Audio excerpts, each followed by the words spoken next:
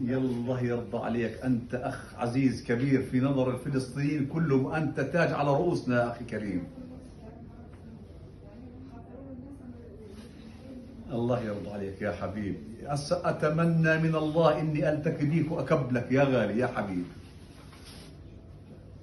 الله يرضى عليك يا حبيبي أخي كريم، أنت عزيز على نفوسنا كلنا. الله محييك ومحيي مسيرتك النضالية، ومحيي إخواننا الأسرى كلهم. الله محييك يا حبيبي يا الله. الله يرضى عليك يا الله. الله يرضى عليك.